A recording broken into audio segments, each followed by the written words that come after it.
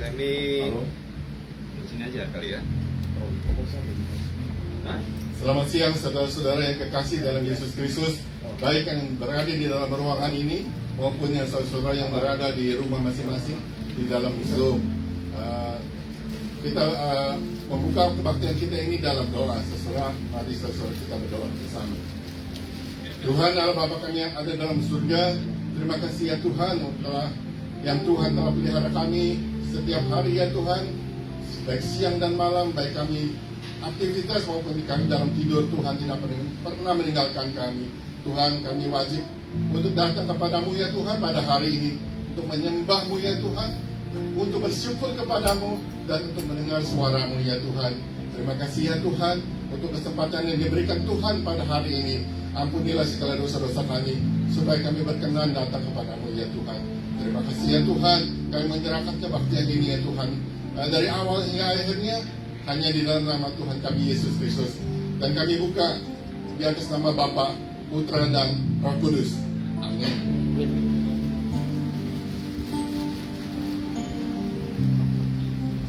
Puji nama Tuhan. Shalom semua jemaat Tuhan yang saya kasihi, baik yang onsite maupun online.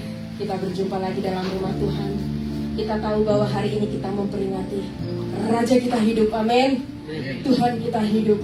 Tidak ada Tuhan seperti Tuhan kita yang hidup. Puji nama Tuhan. Kita persiapkan hati kita di hadapan Tuhan pada pagi hari ini. Kita akan menyembah Tuhan, dan kita juga akan mendengarkan firman Tuhan. Buka hati saudara, siapkan hidup saudara untuk diberkati oleh Tuhan. Puji nama Tuhan.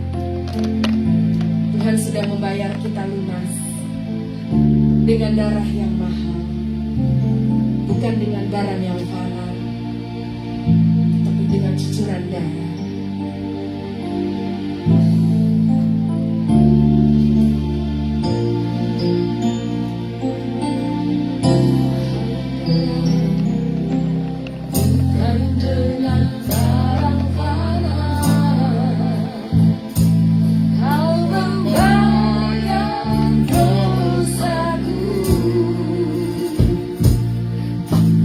Dengan darah yang mahal.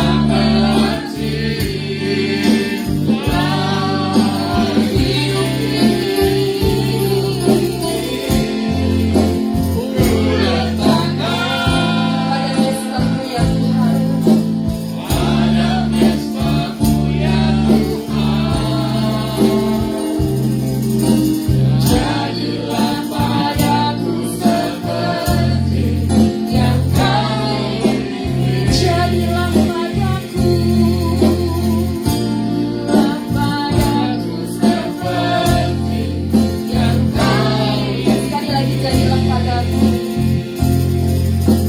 Jadilah padaku seperti yang kau ingin. Terima kasih Tuhan, Engkau berkuasa. Puji nama Tuhan. Dia bangkit. Dia sungguh baik.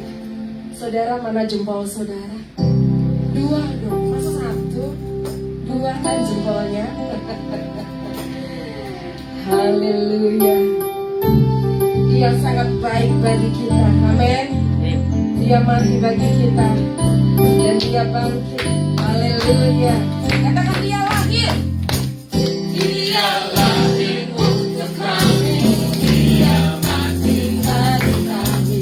Dia bangkit bagi kami semua. Dia hidup Tuhan kami. Dia hidup Allah kami.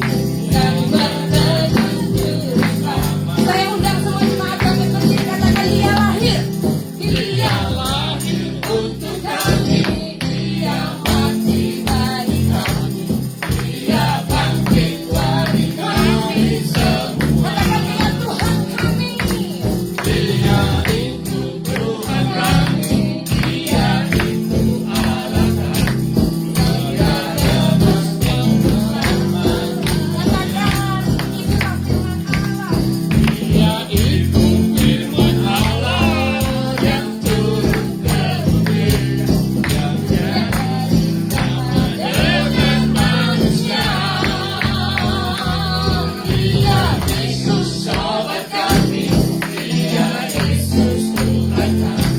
Sang penebus juru selamat. Katakan itulah firman Allah. Dia itu firman Allah yang turun ke bumi, yang jadi sama dengan manusia. Dia Yesus obat kami. Dia Yesus obat kami. Penebus juru selamat dunia. Sang penebus juru selamat dunia. Dia raja di atas segala raja. Sang penebus juru selamat dunia. Dia mati bagi kami, dia hidup bagi kami. Amin. Katakan he is so good to you, he is so good to me. Amin. Haleluya. Haleluya.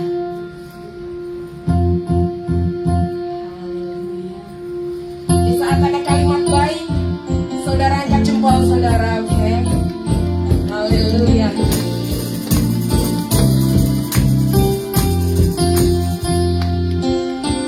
Dia mati bagiku, dia bangkit bagiku, dia Tuhan Allah bernama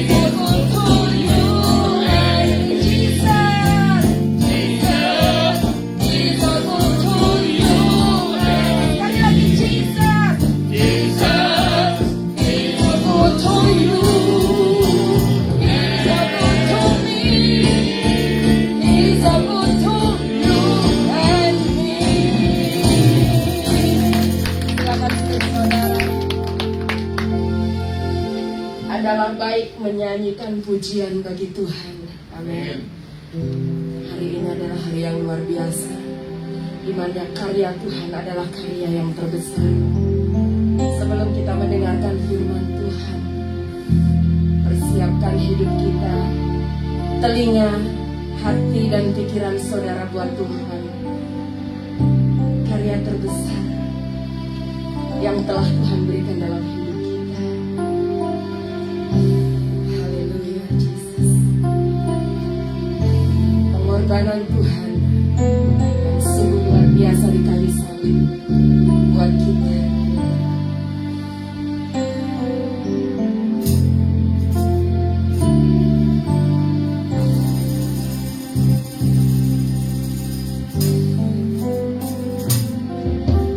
Kasih yang terindah,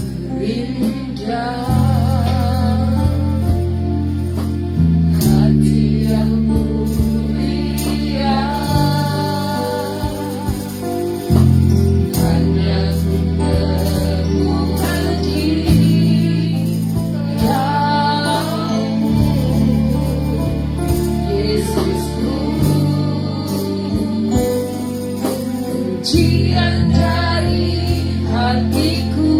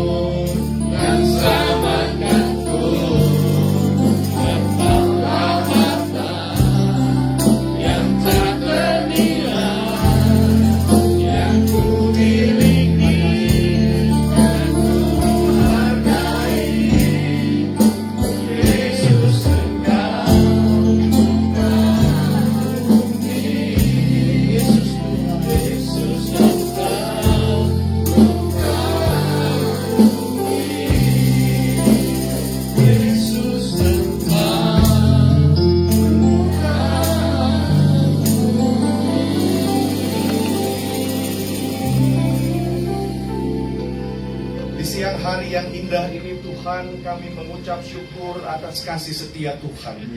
Kami tahu hari ini ada hanya karena anugerah Tuhan yang besar. Apapun keberadaan kami tahu bukan karena kuat dan gagah kami, bukan karena kehebatan kami, tapi semata-mata hanya karena anugerah dan kasih Tuhan yang besar dalam hidup kami. Karena Engkau hidup, karena itu ada hari esok. Karena Engkau hidup, ada pengharapan, ada keselamatan, ada jaminan masa depan kami di dalam tangan-Mu, ya Tuhan. Karena itu siang hari ini, satu kerinduan kami ya Tuhan, duduk diam dan bersekutu dengan Engkau, mendengarkan suara-Mu. Kami percaya karya salib-Mu adalah sesuatu yang lebih besar daripada kehidupan kami ya Tuhan. Karena itulah pimpin setiap kami ya Tuhan, dan berbicaralah bagi setiap kami ya Bapa. Sembunyikan hamba-Mu yang terbatas ini, biar hanya suara Roh-Mu yang kudus yang boleh berbicara bagi setiap kami. Berikan kami hati seorang murid dan telinga seorang hamba. Biarlah perkataan firman Allah akan mengubah kehidupan kami. Di dalam nama Yesus, Allah yang sudah bangkit bagi kami mengucap syukur. Haleluya. Sama-sama kita katakan amin. Amin. Haleluya. Sebelum saudara duduk, mungkin bisa kasih fist bump atau toss air. Katakan Tuhan Yesus sudah bangkit. Oh, Yesus is rising. Tuhan Yesus.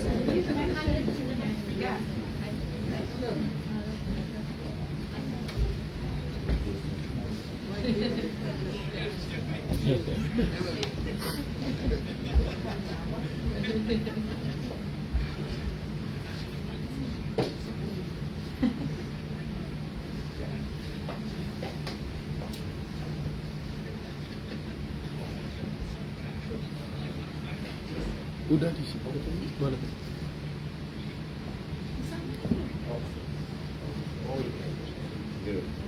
Oke, silakan duduk Bapak Ibu Saudara. Haleluya. God is good. God is good. All the time. All the time. God is good. Haleluya. Saudara dikasih Tuhan, hari ini hari yang luar biasa karena Tuhan kita sudah bangkit. Amin saudara. Amin. Dan pertama-tama saya mengucapkan terima kasih, mengucap syukur atas pimpinan para pelayan Tuhan di dalam gereja ini yang sudah memberikan kesempatan. Saya percaya apa yang Tuhan sudah taruh dalam hati saya, kita akan sama-sama mendapatkan berkat di dalam firman Tuhan. Haleluya. Saudara dikasih Tuhan, judul firman Tuhan hari ini adalah sudah selesai. Merupakan salah satu perkataan Tuhan Yesus di atas kayu salib, yaitu sudah selesai atau it is finished. Nah, sebelum saya masuk lebih lanjut lagi saudara, saya ingin memberikan sebuah landasan yang solid, yang kuat bagi kita. Sebenarnya mengapa kita merayakan Paskah saudara? Kenapa kita merayakan Paskah? Dan apa pengertian dari Paskah itu saudara? Apa mungkin selama ini kita tahu bahwa sebagai orang Kristen kita merayakan kelahiran Tuhan dan juga kita merayakan memperingati hari kematian, kebangkitan, dan kenaikan Tuhan Yesus di surga. Tapi hari ini saya mau kasih landasan dan mungkin kita mau refresh lagi iman kita dan apa yang sudah kita pernah dengar dari kebenaran firman Tuhan. Nah, Paskah itu sebenarnya saudara, itu Tuhan sudah rancangkan pada mulanya. Jadi sebenarnya ini mundur jauh ke belakang pada saat manusia jatuh ke dalam dosa, saudara. Nah, pada saat manusia jatuh ke dalam dosa, kalau seperti saudara lihat bahwa pada saat Adam dan Hawa makan buah yang dilarang Tuhan itu, maka pada saat itu sesuatu terjadi dalam diri mereka, saudara. Karena Tuhan katakan, apabila engkau makan, engkau akan mati pada hari itu. Jadi sesuatu terjadi, manusia tiba-tiba merasa dirinya telanjang dan manusia mengenyam daun pohon ara di dalam pada tubuh mereka. Jadi waktu manusia jatuh dalam dosa, mereka mengenakan daun pohon ara dan mereka bersembunyi ketakutan, saudara. Dan waktu itu inisiatifnya Tuhan. Nah, ini yang harus kita selalu ingat ya. Di dalam hidup kita selalu inisiatifnya Tuhan dan usahanya Tuhan terlebih dahulu, dan bukan usaha kita manusia. Jadi Tuhan yang cari manusia. Waktu Tuhan menemukan Adam dan Hawa, setelah ada beberapa, sebelum Adam dan Hawa itu berbicara, conversation dengan Tuhan, memang yang terjadi adalah Tuhan melakukan sesuatu pada saat itu, saudara. Jadi Tuhan lihat bahwa manusia ini menggunakan mencemat daun pohon ara, tetapi pada saat yang sama Tuhan mengorbankan seekor binatang. Jadi Tuhan mengorbankan seekor binatang, dan kulit dari binatang ini dipakaikan kepada manusia. Nah, di situ kita mengerti bahwa selalu akibat daripada dosa itu maut. Bayaran daripada dosa harus ada harga yang dibayar, dan harus ada darah yang ditumpahkan. Dan itu sejak awal, saudara. Memang selama ini kita mengerti bahwa Adam dan Hawa pada saat itu, waktu Tuhan berfirman, semua boleh kamu makan, pohon yang di tengah jangan dimakan, karena engkau akan mati pada hari itu. Tapi memang kita nggak bisa melihat kematian itu hanya sesederhana itu ya. Pada saat itu yang mati pertama adalah rohnya. Roh mereka tuh putus hubungan, mati sama sekali. Dan sebenarnya hari itu kalau Tuhan nggak mencari mereka, dan Tuhan nggak mengorbankan seekor binatang, sebenarnya mereka juga harusnya hari itu mati secara jasmani. Tapi Adam masih hidup selama 930 tahun. Luar biasa, saudara. Dan kita lihat bahwa dari apa yang Tuhan yang rancang seperti itu, Tuhan bikin sistem sebenarnya dari awal. Jadi kita lihat bahwa Paskah ini mempunyai cikal bakal, mempunyai centerpiece ya, daripada manusia jatuh ke dalam dosa dulu sekali. Jadi dari saat itu Tuhan seperti mengajar Adam dan Hawa bahwa sejak saat ini, dari saat ini ya, Adam, Hawa dengar, dan dari saat ini kalau ada dosa yang terjadi, kalian harus mengorbankan seekor binatang. Dan itu ditentukan, kalau nggak domba ya kambing. Tapi dari saat itu manusia diajar Tuhan sebelum manusia diusir dari Taman Eden, saudara. Jadi kita lihat anak-anak dari Adam dan Hawa, mereka terus sampai generasi Musa. Itu yang dilakukan oleh bangsa Israel, bahwa setiap kali ada dosa mereka harus mempersembahkan anak domba. Harus ada darah yang tercurah. Karena dosa, Roma 6 ayat 23, akibat dosa adalah, upah dosa adalah maut. Harus ada harga yang dibayar. Nah, dari awal sampai terus ribuan tahun sampai ke zaman Musa, saudara. Nah, kita lihat sampai ke zaman Musa, jadi diajar anak-anak Adam dan Hawa semua. Nah, sampai zaman Musa, saudara masih ingat ya, Musa waktu memimpin bangsa Israel keluar dari Mesir, tulah yang terakhir merupakan tulah yang ke-10 adalah anak sulung mati. Jadi kematian anak sulung. Pada waktu itu Tuhan berfirman bagi bangsa Israel, kalian harus mengambil domba. Kalau saudara baca Keluaran pasal 12 seterusnya, seekor anak domba yang berusia setahun, itu penjelasannya sangat jelas, dan disimpan 14 hari dan lain segala macam. Nanti waktunya dikorbankan pada sore hari. Dan darahnya harus ditaruh di ambang pintu supaya malaikat maut nggak masuk. Jadi saudara, dikatakan kalau saudara baca Keluaran 12 seterusnya, itu dikatakan pada hari itu pun kamu nggak boleh keluar rumah. Karena kalau keluar rumah pun kena sama malaikat maut. Dan darah anak domba yang dibumbungkan di pintu atap pintu itu, saudara, itu yang memberikan keselamatan bagi bangsa Israel. Dan dari situ sebenarnya secara tidak langsung Tuhan lagi persiapkan bangsa ini untuk keluar dari perbudakan, keluar dari dunia, meninggalkan dosa dan menuju tanah perjanjian. Itu merupakan gambaran kehidupan kita saat-saat ini, saudara. Bagaimana kisah bangsa Israel dikeluarkan dari Mesir sampai ke Kanaan, itu merupakan gambaran kehidupan kita sampai hari ini. Jadi kalau kita mau melihat Paskah, awalnya itu terjadi pada saat manusia jatuh ke dalam dosa, dan Tuhan yang bikin pengorbanan. Tuhan yang mengambil domba. Dengan kata lain bahwa biasanya kalau kita jatuh ke dalam dosa, itu kita selalu tutupin dosa. Bukankah itu yang terjadi pada saat Adam dan Hawa jatuh dalam dosa? Mereka bersembunyi. Orang kalau bikin dosa pasti dosanya diumpetin. Karena itu udah terjadi dengan Adam dan Hawa. Dan bagi Tuhan, kalau mau menyenangkan Tuhan nggak bisa lewat cara manusia. Cara manusia mereka mencematkan daun pohon ara. Bagi Tuhan ini nggak berkenan. Jadi di dalam hidup kita saudara, bahwa kalau kita mau menyenangkan Tuhan, itu bukan lahir dari kebisaan, kesukaan, atau terserah sikap hati kita. Tapi kita harus tanya Tuhan, Tuhan, biarlah hidup saya ini menyenangkan hatimu dengan caranya Tuhan, dengan jalannya Tuhan, dengan konsep yang datang daripada Tuhan.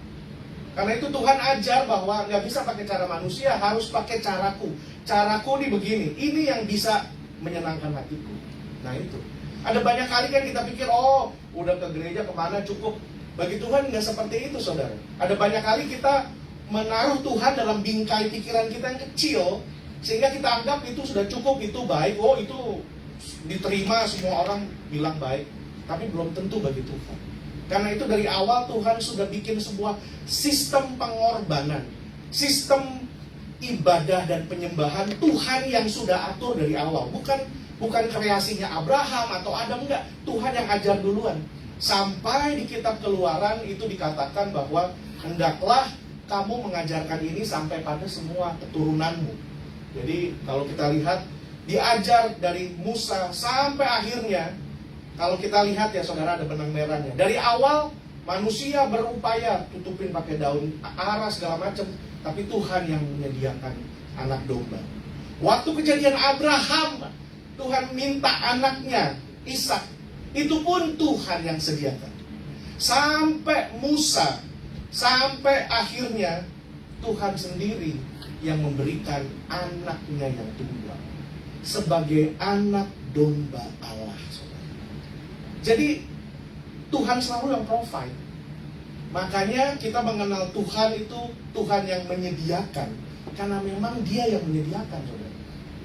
Dalam semua pergumulan hidup kita, kadang-kadang kita mentok mesti bikin apa.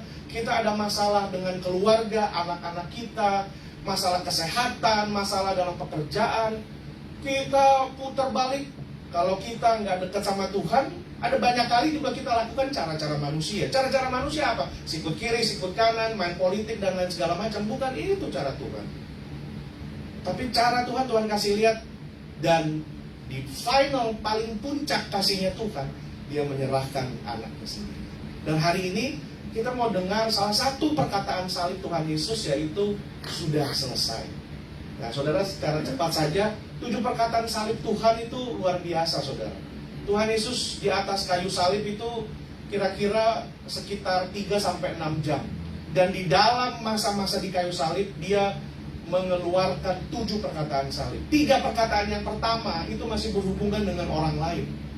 Bayangkan, di tengah-tengah kesengsaraan yang Dia pikul ya saudara, Dia nggak marah, Dia nggak timbul kebencian atau mungkin wah masa Tuhan diginiin, ya kan istilahnya ini manusia-manusia kroco-kroco nggak tahu diri gitu. Kita kadang-kadang ya manusia saudara, di tempat pekerjaan ada orang yang singgung kita atau apa, kita tersinggung, kita pikir ya lu belum tahu gua ya, nah gitu. Kalau Tuhan nggak kayak gitu saudara. 3 perkataan pertama, yang pertama Dia bilang Bapa ampunilah mereka. Jadi kita lihat yang pertama adalah perkataan forgiveness, pengampunan. Pertama kali keluar pengampunan, bukan aduh panas gitu dan segala aduh sakit, nggak ada.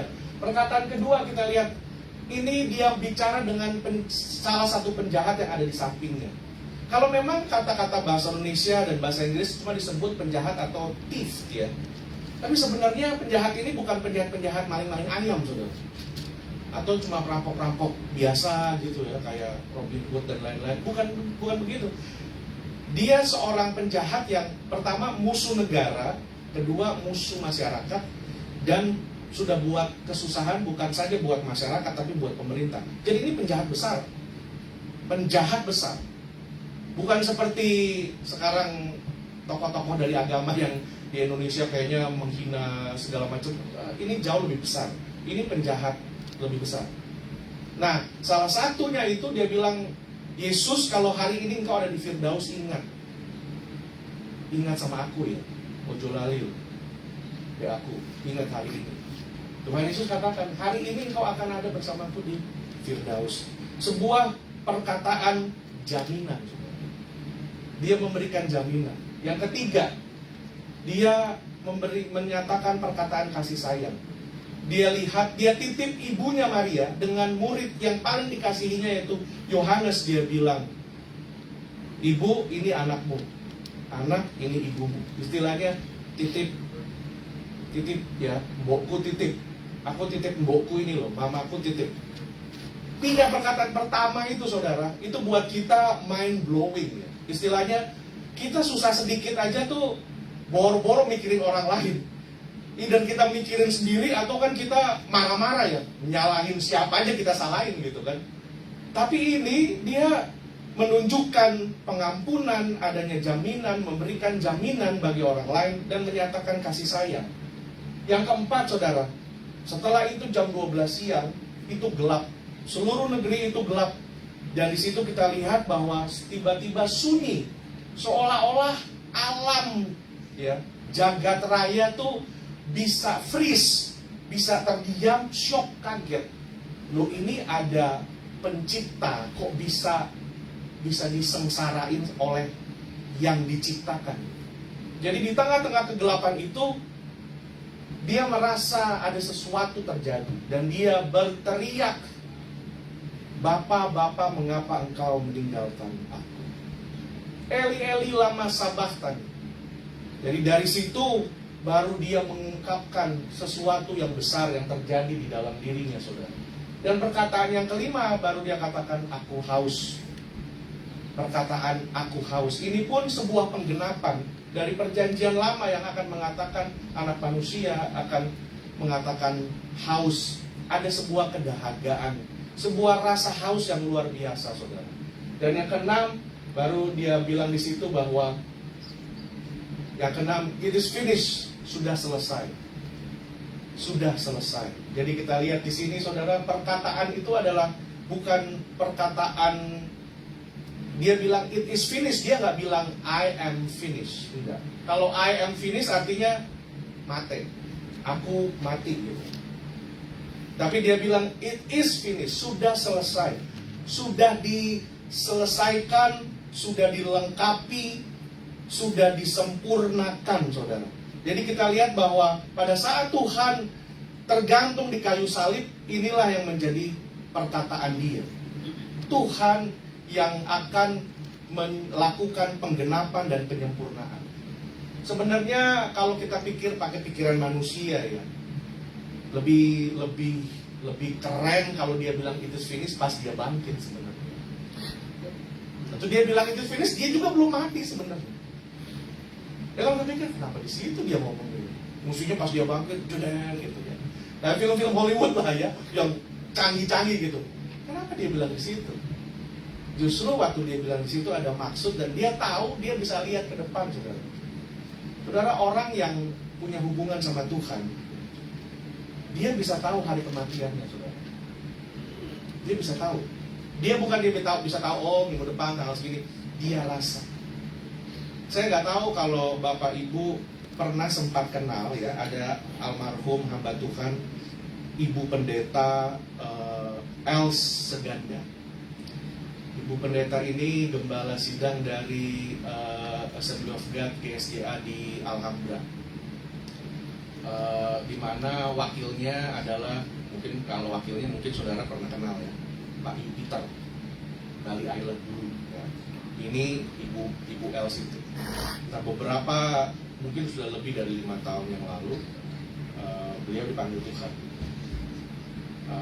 Malam sebelum beliau dipanggil Tuhan, beliau telepon beberapa orang. Nah, salah satunya yang ditelepon saya. Kan saya nggak tahu kan, jadi tante gimana? Halo sayang, baik-baik ya semua. Tanya istri saya, gimana Peggy, anak-anak? Baik-baik tante, baik-baik semua. Ya, pokoknya semangat pelayanan apa lagi. Ngobrol sebentar, habis itu ya Tuhan berkati ya, jalan terus. Oke. Besok jam 10, Pak Yuki telepon saya, nangis teriak-teriak kayak anak kecil. Waduh, gitu-gitu saudara. Jadi memang beliau punya penyakit ya, kadang-kadang suka blackout gitu. Kadang-kadang blackout gitu. Nah dia waktu pagi sekitar jam 9 kalau nggak salah, habis ngelihat adiknya, dia pulang ke rumah lagi setir, dia blackout, ya udah. Waktu dia blackout ya mobilnya terus oleng terbalik, tapi bukan karena itu, memang penyakit. Tapi tahu saudara, ada salah satu opa saya saudara itu juga begitu. Dia rasa. Itu juga yang terjadi dengan Tuhan Yesus, saudara. Makanya dia perjalanan dari Yeriko ke Yerusalem, setelah makan malam dia ke Getsemani. Dia tahu kan, bahkan dia masih tawar, Bapak kalau bisa cawan ini nih berlalu, tapi biar kehendakmu yang terjadi. Jadi dari situ kita lihat bahwa bagaimana ketujuh perkataan ini, saudara. Kalau yang 6 tadi ini ya, it is finished. Yang ketujuh, penyerahan. Bapa, ke dalam tanganmu lah kuserahkan. Jadi kalau kita mau lihat semuanya ya saudara, dari ketujuh perkataan itu merupakan sebuah rangkaian khotbah Tuhan Yesus yang sangat luar biasa. Dia berkhotbah mengenai pengampunan. Hanya Tuhan yang dapat memberikan pengampunan, dan kita diberikan jaminan hidup yang baru. Dia mengasihi kita, dia menyayangi kita, dan dia mau menjangkau atau mau menyelamatkan orang-orang yang diabaikan, orang-orang yang ditinggalkan, dicampakkan. Saudara, putus cinta ya, dan kejadian perceraian itu sebenarnya kita mengalami sedikit buih daripada neraka, saudara. Ada orang-orang yang SMP, SMA, bahkan kuliah putus cinta gitu ya, hidupnya berubah. Either orang yang sakit, gangguan mental dan lain-lain. Makanya ada lagu dangdut bilang, lebih baik sakit gigi daripada sakit hati. Ya kan? Karena memang keterpisahan itu ya saudara, itu menyakitkan. Kita manusia dengan manusia ya, suami istri, kalau benar-benar cinta sayang itu sakit sekali. Lain dari putus 1 tumbuh 200, ya itu berarti nggak benar-benar cinta. Tapi kalau itu sakitnya luar biasa, saudara. Makanya Tuhan hatinya tertuju kepada orang-orang yang diabaikan, orang-orang yang tidak diperdulikan, orang-orang yang haus akan pengakuan, haus akan segala macam, bukan hanya bicara haus karena mau minum, tapi haus akan kasih sayang, haus akan penerimaan, haus akan segala sesuatu. Dan juga hati Tuhan itu ada buat kita untuk menggenapi setiap firman Allah dalam hidup kita. Asalkan kita mau menyerahkan hidup kita bagi Tuhan. Itu khotbahnya 7 itu, saudara. Bisa dirangkai dalam satu kalimat, hebat ya. 7 perkataan Tuhan itu. Nah sekarang kita lihat sebenarnya apa sih yang sudah diselesaikan itu, saudara. Apa yang sudah diselesaikan di atas kayu salib. Nah, kita melihat di sini saudara, yang sudah Yesus selesaikan sebenarnya ada banyak poin. Tapi yang pertama adalah Yesus sudah menyelesaikan, menggenapi hukum Tuhan dan nubuat firman Tuhan. Itu dia. Saya nggak akan bacakan, saudara bisa foto atau saudara bisa ini sendiri ya. Dari perjanjian lama, Mazmur itu berbicara nubuatan mengenai bagaimana dia akan dikhianati oleh Yudas. Ya, bahkan sahabat karibku yang kupercayai yang makan rotiku mengangkat tumitnya terhadap aku. Zakaria juga bilang itu. Ada tulisan menimbang 30 uang perak. Ada semua saudara. Dari saat dia diserahkan, dari saat dia akan dilahirkan pun semua sudah tertulis. Dan semua nubuatan saudara itu tergenapi.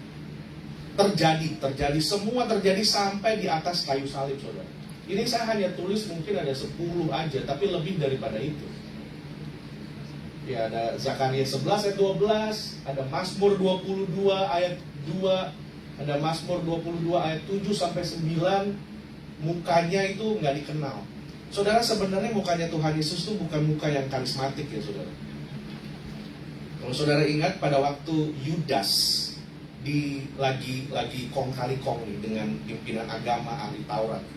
Ahli Taurat, pimpinan agama, mereka tanya, by the way, Yudas, Yesus itu orangnya kayak gimana? Langsung Yudas bilang apa saudara? Nanti kamu lihat orang yang saya cium itu Yesus. Jadi orangnya nggak beda. Kalau saya kan beda nih ya, mengkilat begini, kalau kacamata, badannya pelampi, kalau berdiri pakai jas ini, orang udah kelihatan, ini pendetanya, ya kan gitu, ya kan? Kalau saya hitam putih berdiri depan-depan limosin atau di depan-depan mall ini, orang pikir ini valet parking, ya kan? Jadi bisa dilihat gitu. Ada muka-muka, dulu waktu saya masih kecil ya, saya pikir, saya boya dilahirkan jadi orang Jawa gitu. Pernah loh begitu. Waktu masih kecil ya, saya pikir, karena apa? Kalau saya baca Dunia Dalam Berita TVRI, itu kan semua padahal memang live ya. Tapi kan ada yang jam 9 malam tuh kan sisirnya masih rapi gitu loh. Orang kalau misalnya deal bisnis sudah dari penampilan, orang udah percaya gitu. Wah, ini nggak bakal nipu. Walaupun sekarang banyak juga orang nipu-tipu kan. Crazy rich. Orang kaya nggak mau dipamerin biasanya, ya kan? Ini dipamerin. Jadi mukanya Tuhan Yesus tuh memang nggak dikenal, nggak kelihatan. Orangnya sama kayak orang-orang nelayan Petrus dan lain-lain tuh sama begitu modelnya. Makanya para pemimpin agama tuh tanya sama Yudas, by the way ini orangnya mana? Makanya Yudas bilang, nanti lihat yang aku cium itu dia. Jadi itu luar biasa sekali ya saudara. Jadi kita lihat sini, lalu Mazmur 22 terus, Yesaya, Mazmur, semua di sini saudara. Itu nubuatan semua. Semua ini nubuatan saudara. Jadi kita lihat bagaimana hidupnya Tuhan Yesus itu menggenapi semua nubuatan. Bahkan nubuatan waktu sebelum dia dilahirkan mengenai Maria, semua sampai dia disalibkan.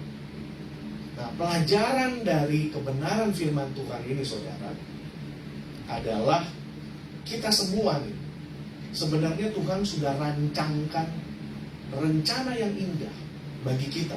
Kita semua nih Tuhan udah tulis buku kehidupan bagi kita. Tuhan udah tulis buku kehidupan bagi Sammy Elmo Sapulete. Tuhan udah tulis kehidupannya. Dan Tuhan udah bilang di firman Tuhan kan, karena kita ini buatan Allah, dikatakan diciptakan dalam Kristus Yesus untuk apa saudara? Melakukan pekerjaan baik yang dipersiapkan Allah. Jadi kita ini udah dijatahi sama Tuhan, sudah dirancang sejak awal untuk hidup menikmati kebaikannya Tuhan dan melakukan kebaikan. Dia mau supaya kita hidup di dalamnya ini.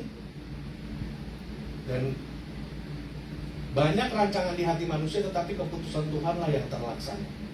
Sebab, ini yang paling terkenal, aku mengetahui apa yang ada padaku tentang engkau. Bukan rancangan kecelakaan, tapi rancangan damai sejahtera. Jadi sebenarnya dari dalam kekekalan sebelum kita ini ada ya saudara. Saudara ingat kalau kita balik lagi ya, saya kasih cermin gambaran. Waktu Tuhan mau menciptakan manusia, Tuhan kan katakan bahwa baiklah kita.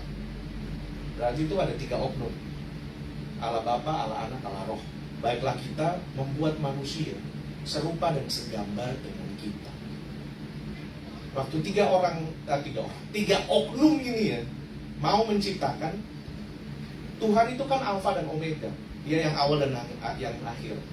Tuhan ada di luar waktu manusia. Kita manusia ada dalam satu corong ini waktu namanya, awal dan akhir. Tuhan ada di luar. Dia jadi manusia, dia masuk ke dalam waktu itu saudara. Nah sebelum itu semua kan mereka udah tahu Allah Bapa, Allah Anak, Allah Roh udah tahu. Ini kita ciptakan, ini ada kegaduhan, ini ada masalah. Karena si ini nanti akan begini, si ini mereka udah tahu. Dari ini semua akan dihukum. Dari situ akhirnya Allah Anak bilang, inisiatif, baik Bapak, aku yang akan turun sebagai manusia. Itu sudah ditulis seperti takdirkan seperti itu saudara. Dan kita semua sudah ditakdirkan Tuhan untuk hidup di dalam berkatnya Tuhan sejak awal. Makanya ada firman Tuhan ini, aku mengetahui rancangan bukan kecelakaan, tetapi rancangan damai sejahtera.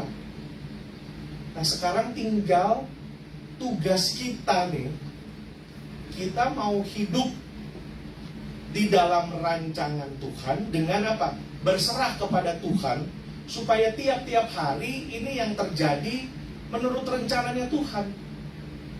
Kalau dulu saya pikir ya saudara, Tuhan tuh luar biasa, punya rencana A, rencana B. Tapi sebenarnya nggak kayak gitu. Bukan seperti itu. Tuhan nggak pernah punya rencana A, rencana B. Kejadian salib ini bukan sesuatu kecelakaan. Ya, akhirnya ditangkap, akhirnya kesalib deh. Ya, plan A, plan B. Kita kan punya plan A, plan B sebagai manusia. Ini bagaimana kalau ini nggak berhasil nih? Ini bagaimana kalau kita sampai di Amerika kita nggak jadi apa-apa? Kita kan punya rencana A, B, C, D, semua punya rencana. Tuhan nggak kayak gitu. Salib itu punya dua sisi, saudara. Sisi yang pertama merupakan sisi kebobrokan manusia. Artinya, salib itu terjadi karena politik busuknya manusia. Para pemimpin agama bersekongkol dengan Yudas dan Raja Herodes dan Pilatus yang waktu itu memang hanya boneka saja. Orang-orang pemimpin agama ini kan gak senang dengan Tuhan Yesus karena apa? Ini bikin masalah nih, dia crowdnya udah, followernya udah ribuan orang. Akhirnya dibikinlah, ditangkap, di segala macam. Tuhan Yesus, saudara, dia bilang, aku haus. Itu 18 jam gak minum. Minum terakhir, waktu perjamuan terakhir itu minum dia. Tapi setelah itu dia gak minum lagi. Ditawarin satu kali sebelum yang dipakai bunga karang ya, pakai hisop. Hisop itu tanaman yang tangkainya panjang. Nanti lain kali kalau misalnya ada ke Israel dengan Pak Andre, nanti minta cari tanaman hisop yang tangkainya panjang. Itu dicucuk, kasih ke Tuhan Yesus. Anggur asam itu lebih jelek daripada anggur cap orang tua, mendingan. Anggur asam itu anggur murahan yang dikonsumsi oleh para pekerja keras pada saat itu. Sebelum itu sebenarnya ditawarin anggur asam dengan empedu. Waktu dicicip Tuhan Yesus nggak minum. Kenapa nggak minum? Karena empedu mempunyai satu zat untuk bikin numb. Nanti nggak berasa tuh salah sakitnya. Nah itu yang Tuhan Yesus nggak mau. Menurut Tuhan Yesus ini nggak acil. Kalau gue udah minum ada obat biusnya, nggak merasakan. Cawan murka Allah itu mesti turun dengan dia. Jadi dari situ 18 jam berdiri, melewati 6 pengadilan. 3 pengadilan agama. Secara agama diadili, secara hukum diadili lagi 3 kali lagi. Setelah itu berdiri terus, itu nggak kayak dia duduk dulu, capek ya Pak, duduk nggak ada. Mana ada penjahat suruh duduk. Maling ayam, maling sendal aja kita injok sampai palanya bocor kok di Indonesia, mau suruh duduk. Dari situ diseret keluar, dihantam pakai pecut yang ada cabiknya itu. Bagaimana darahnya? Saudara, jadi pengorbanan Tuhan Yesus ya. Sebenarnya yang kita lihat secara, kalau pernah lihat Passion of the Christ, itu cuma yang bisa kita lihat. Tapi sesungguhnya ada hal yang kita nggak bisa lihat, yang dia tanggung di atas kayu salib. Neraka itu datang ke dia. Itu yang nggak bisa kita lihat. Dan bagaimana sampai sekarang tidak ada manusia satupun yang pernah disiksa sampai mati melebihi Tuhan Yesus. Tidak ada. Gak ada. Dan hidup Tuhan Yesus nih saudara, kalau kita bilang ikut Tuhan susah. Tuhan Yesus dari Maria, dia masih ada dalam perut Maria, itu udah kesusahan terus. Dikejar, mesti jalan sensus, mending pakai Alphard, pakai keledai, kayak jalan itu begini. Saudara, kalau saudara dalam bidang kesehatan ya, bayi di janin itu dalam minggu-minggu terakhir sampai dilahirkan 1000 hari atau setelah dia dilahirkan, itu masa-masa penting, masa-masa penting yang akan membentuk karakternya. Kalau mamanya stres ini, anaknya tuh ada pengaruh. Mamanya suka sambal pedes-pedes, anaknya juga begitu. Dari di kandungan Maria itu dipelihara sama Tuhan. Sampai dia udah dilahirkan, malaikat Tuhan bilang, sekarang pergi ke Mesir. Bagaimana? Dari situ sampai dia disalibkan, gak ada kita pernah lihat. Dan Yesus pergi ke Italia dan berlibur, gak ada. Ada tuh. Hidupnya sengsara terus itu. Bahkan sebelum lahir. Nah kalau kita memang bilang mau ikut Tuhan berat, itu harganya. Konsekuensinya ikut Tuhan memang berat. Tapi di dalam hal-hal yang berat, tekanan, dan masalah, pergumulan, justru di situ kesempatan bagi kita untuk melihat mujizat Tuhan terjadi.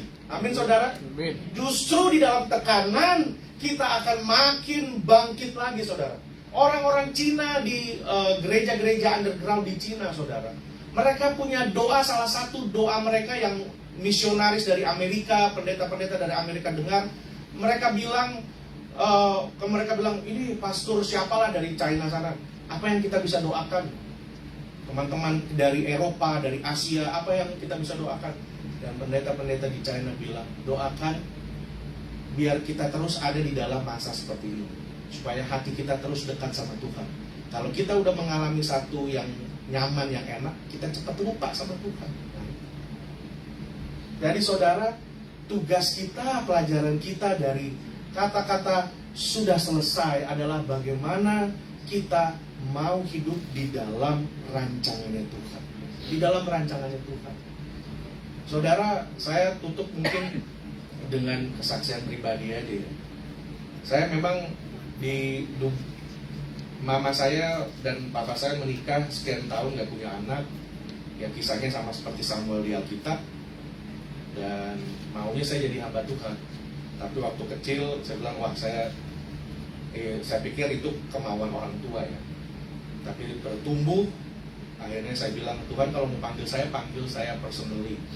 Saya nggak mau jadi pendeta karena nyenengin orang tua. Karena jadi hamba Tuhan itu bukan sebuah occupation. Itu adalah calling atau panggilan. Jadi dari situ saya masih bergumul. Saya pikir saya punya konsep, udahlah, saya kerja bagus, karir hebat, saya bantu gereja pakai uang. Gitu-gitu aja. Tapi Tuhan berkehendak lain. Ada masanya saya jauh dari Tuhan, saya tidak peduli dengan Tuhan, tapi Tuhan bawa. Nah, saya masih ingat waktu saya umur 13 tahun, saya pernah didoakan oleh seorang pendeta bule waktu itu. Dan dia bilang saya akan pergi kepada bangsa-bangsa.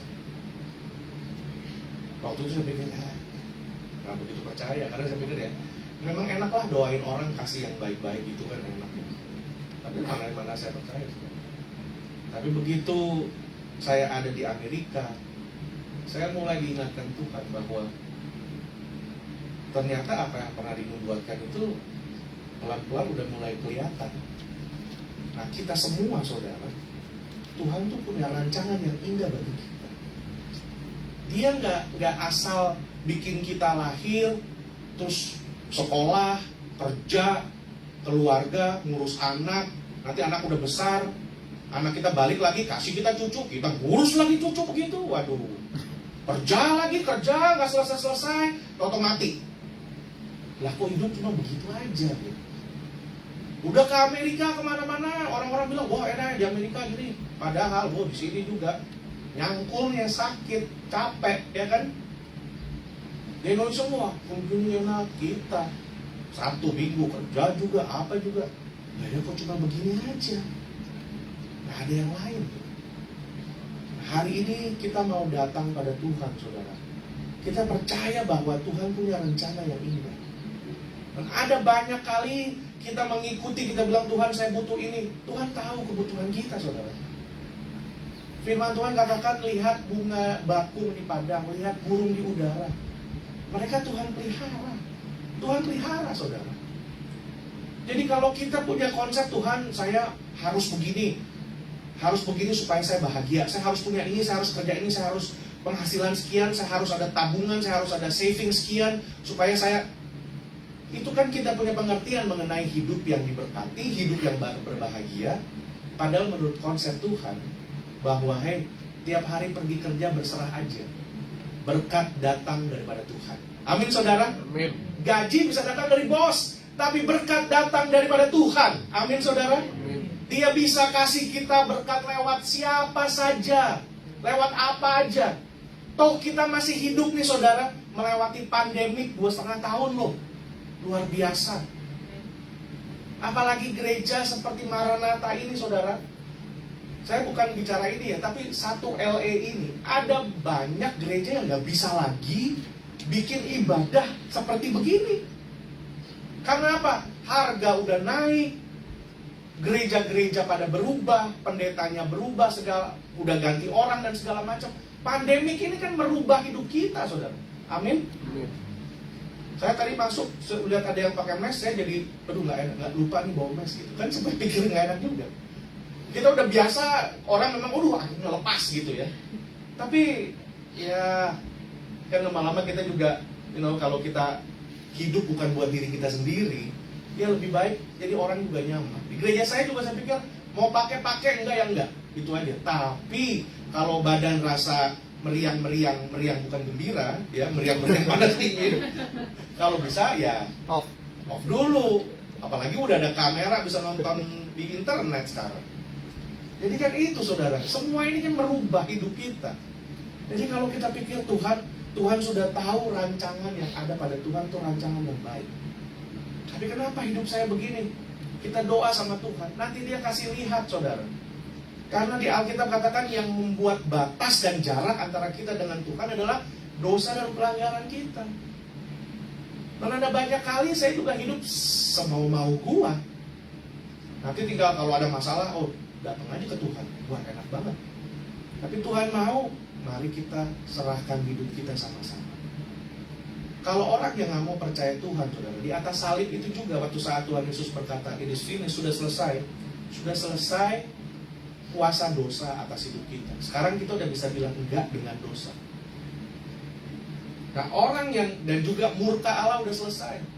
Nanti orang-orang yang tidak mau terima Tuhan Yesus, yang menyangkal Tuhan, tidak percaya Tuhan, dia bayar sendiri. Antriannya lain, saudara. Kita antriannya di belakang Tuhan Yesus, sudah dibayar lunas, sudah selesai. Tetelestai, sudah selesai. Dibayar lunas. Jadi kita lihat antriannya juga berbeda. Kalau orang yang itu, kita bayar sendiri nanti, terima penghukuman. Tapi kita tahu bahwa biarlah siang hari ini, di tengah-tengah mungkin masa-masa yang sukar, mungkin siang hari ini ada Bapak Ibu Saudara punya pergumulan. Saudara lagi mulai berpikir, apa aku pulang ke Indo aja, apa masih mau di sini, apa aku ganti pekerjaan, gimana anakku, segala macam yang jadi pikiran saudara. Saya mau ajak saudara, mari kita hari ini fokus kepada Tuhan. Amin, saudara. Kuasa kebangkitannya biar juga bisa ada dalam hidup kita. Kita mau hidup supaya rancangan Tuhan itu tergenapi dalam hidup kita. Firman Tuhan katakan ya saudara, 1000 lebah di kiri-kiri, 10.000 kita berjalan nginjak ular dan kalajengking. Semua itu bisa terjadi kalau kita hidup dalam caranya Tuhan. Itu dia. Kita dipelihara Tuhan luar biasa, saudara. Banyak orang COVID ini semua bertemu dengan Sang Pencipta. Tapi kita masih diberikan kesempatan nih. Luar biasa, saudara. Jadi kita percaya bahwa Tuhan, saya mau rancangan Tuhan yang jadi atas hidup saya. Walaupun saya harus bayar konsekuensinya. Semua kan ada konsekuensi. Orang mau berhasil, orang mau ini, mesti kerja keras, mesti ini. Semua begitu, saudara. Tapi kita percaya bahwa Paulus katakan, jeripayahmu tidak sia-sia di dalam Tuhan. Amin, saudara. Biarlah siang hari ini kita mau datang kepada Tuhan. Kalau Tuhan sudah katakan sudah selesai, sudah tergenapi, kita juga percaya bahwa hidup kita ini sudah dirancang Tuhan akan mengalami mujizat, mengalami breakthrough karena saya mau berjalan. Nah, saya mau mengundang Bapak Ibu bangkit berdiri siang hari ini.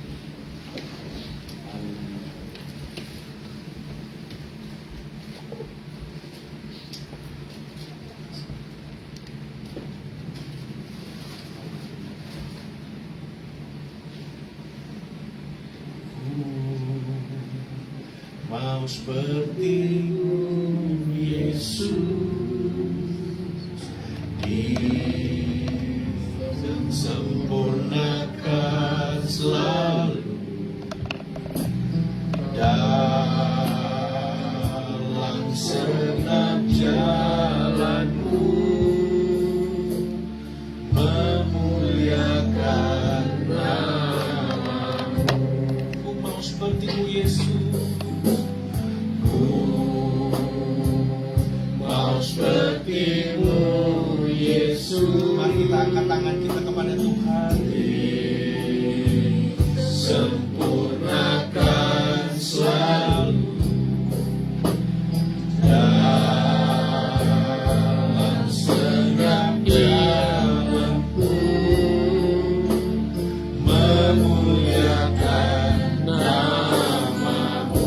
Sekali lagi, ku mau seperti-Mu Yesus.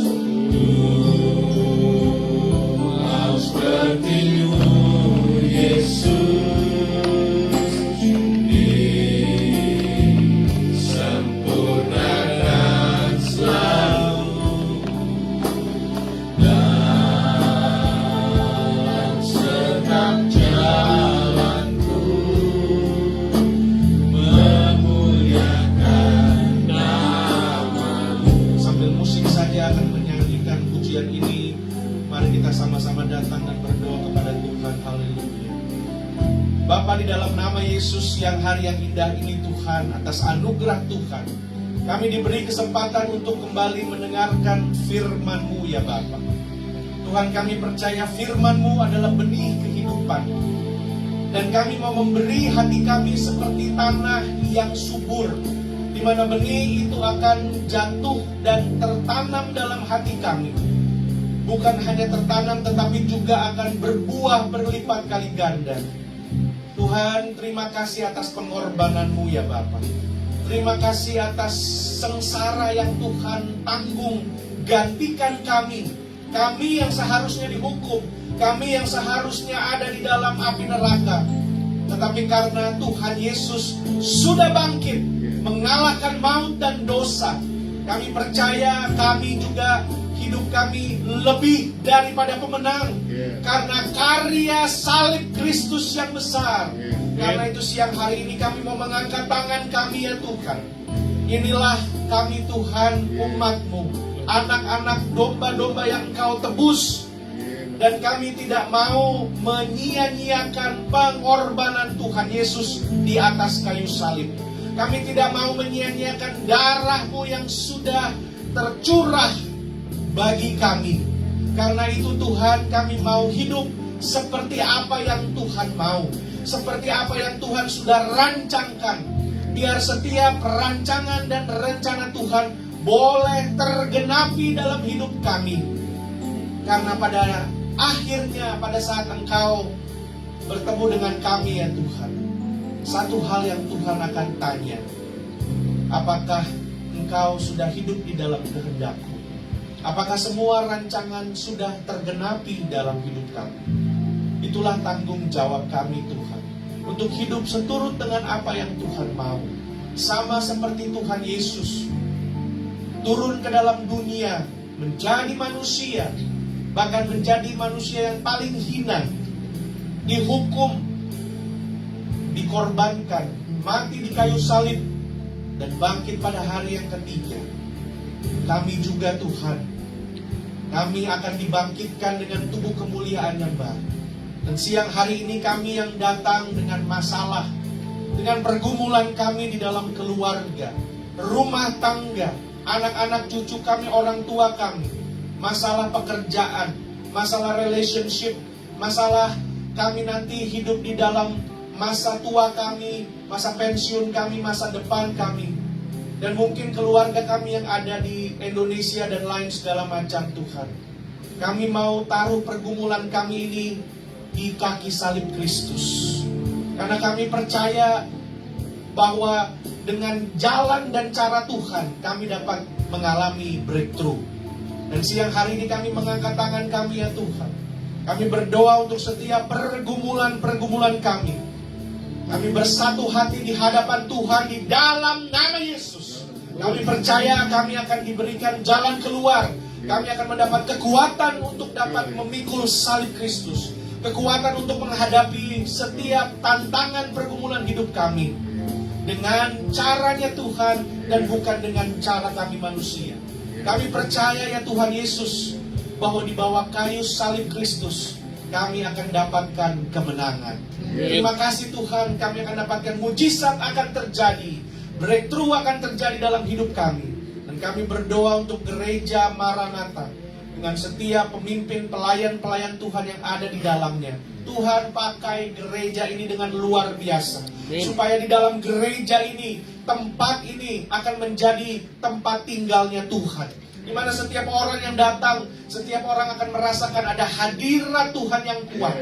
Ikatkan Tuhan jemaat-jemaat, para pemimpin dan pelayan Tuhan, ikat dengan tali kasih Kristus. Kami menolak segala kuasa-kuasa iblis dan segala macam akal manusia yang hendak menjatuhkan pekerjaan pelayanan Tuhan di dalam nama Yesus. Dan biarlah gereja ini akan semakin membawa nama harum dan kemuliaan bagi nama Tuhan.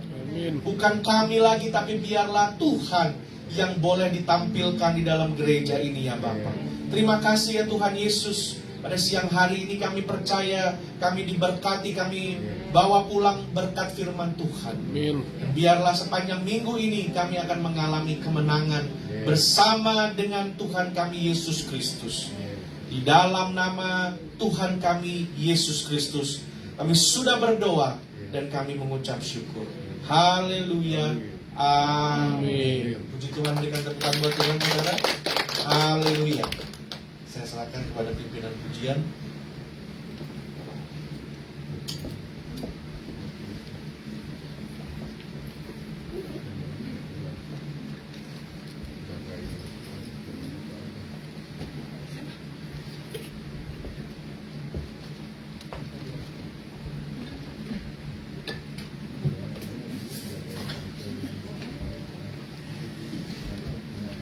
Terima kasih Pak Semi yang telah menyampaikan firman-Nya.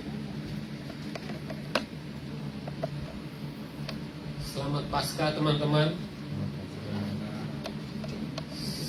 Melalui kebangkitannya kita memperoleh kemenangan, pengampunan, kesempatan dan harapan di dalamnya. Mari kita berdoa syafaat. Bapa kami yang ada di surga, kami berterima kasih untuk hari ini.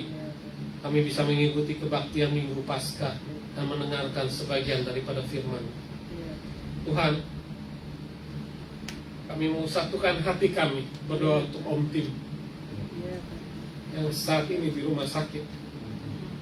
Tuhan tolong pakai tangan dokter yang merawatnya agar penyakit dapat ditemukan dan disembuhkan. Juga kuatkan Tante Christina yang mendampinginya. Tuhan, saat ini kami juga mohon jamaah-Mu untuk Tante Olga yang terjatuh semalam. Tuhan tolong lindungi, beri kekuatan untuk Tante Olga agar kondisi Tante Olga dapat sembuh kembali. Tuhan, kami juga mohon untuk penyertaan-Mu untuk Liani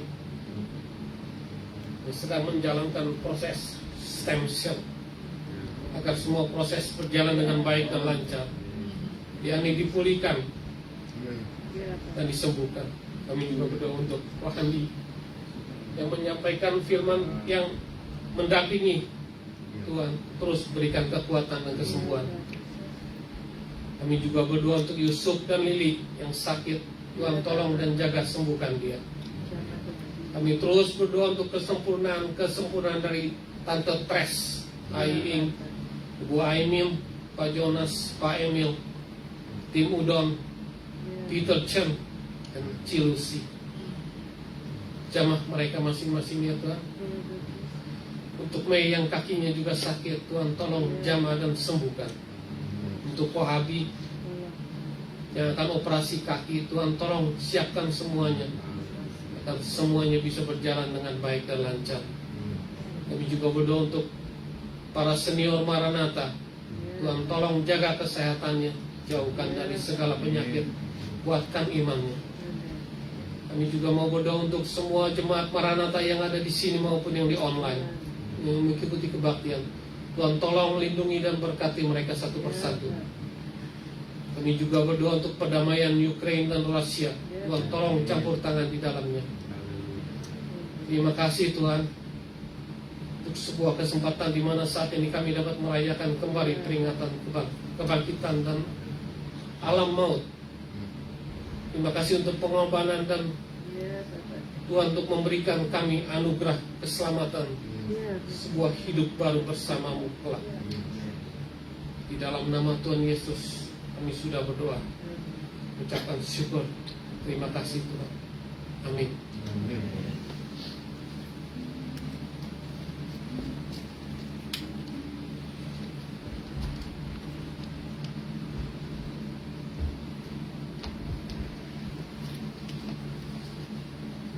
Mari kita berdoa untuk persembahan. Ya Tuhan, Bapa kami dalam surga, terima kasih ya Tuhan atas karya keselamatan Kau berikan kepada kami. Engkau sudah mati supaya kami boleh hidup ya Tuhan. Berhidup yang Kau sudah berikan kepada kami ya Tuhan, kami boleh melakukan perbuatan baik yang sudah Kau sediakan buat kami ya Tuhan. Terima kasih ya Tuhan buat titipan yang Kau berikan kepada kami, berkat-Mu ya Tuhan, berkat jasmani, kesehatan, juga berkat secara finansial ya Tuhan. Terima kasih semuanya dari Engkau juga ya Tuhan. Bila kami ya Tuhan boleh mengingat bahwa kami ada karena Engkau. Kami sekarang hidup karena Engkau. Dan kami puji Tuhan ya Tuhan, Engkau bukan Allah yang mati, tapi Engkau Allah yang hidup. Dan dalam saya Tuhan, kami sudah dibayar bukan dengan harta, tapi dengan nyawa-Mu ya Tuhan. Terima kasih Engkau sekarang ada masih di dalam takhta. Suatu saat kami akan bertemu Engkau kembali ya Tuhan, karena Allah yang kami sembah adalah Allah yang hidup. Terima kasih buat berkat-Mu ya Tuhan, persembahan yang kami jalankan. Bila uang persembahan ya Tuhan boleh dipakai untuk pekerjaan-Mu, untuk melebarkan kerajaan-Mu. Dan Kau beri hikmat buat pengurus yang mengelola uang ini ya Tuhan. Terima kasih, di dalam nama Tuhan Yesus kami berdoa.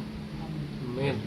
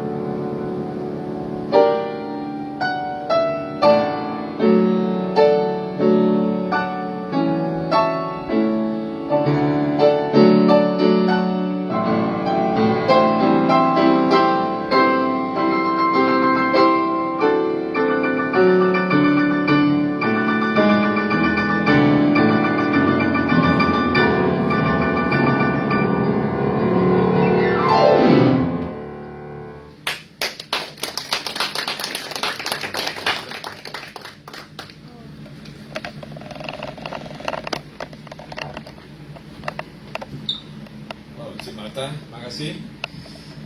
Dan terima kasih untuk firman-Nya, Pak Sami. Dan boleh itu pertama kali datang ya, siapa? Istrinya? Peggy ya? Peggy ya? Terima kasih. Ya. Dan Jeva, lama gak ketemu. Ya, selamat Paskah. Dan ada pengumuman apa lagi?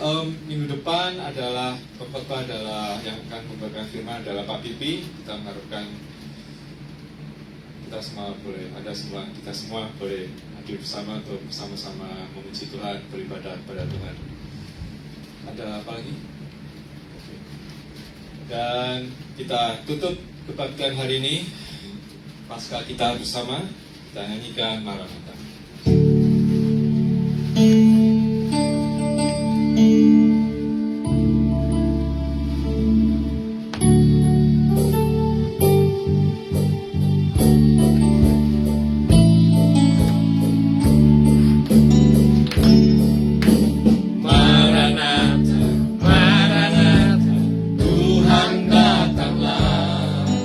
Siapkanlah dirimu, sambut kedatangannya.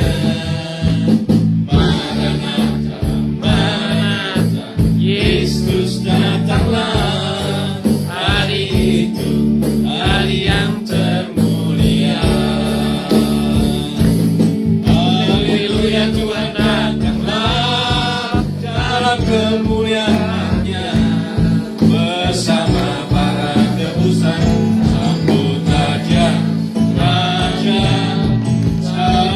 Kawan bahasa nyanyi sembah sang Raja, ya Yesus Maranatha datanglah. Haleluya, haleluya, Tuhan datanglah dalam kemuliaan-Nya bersama para tebusan. Sambutlah Dia Raja, segala suku kaum dan bahasa sembah sang Raja, ya Yesus Maranatha datanglah. Ya Yesus Maranatha datanglah. Ya Yesus Maranatha datanglah.